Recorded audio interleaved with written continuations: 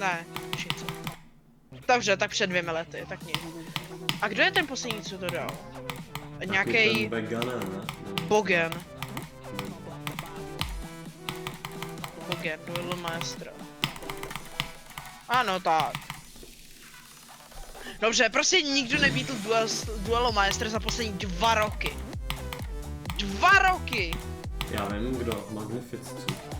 No, dobře. Tak jako, ale pokud nepočítáme mě. A kdy to dal ten Bogan? Já nevím. Bude jenom dělat, že to dal, že to hacknul. Že je to fake. Určitě.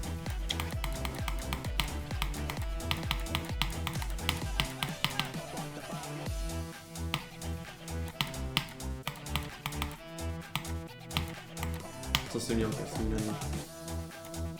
Nic. Nesnídám. Aha.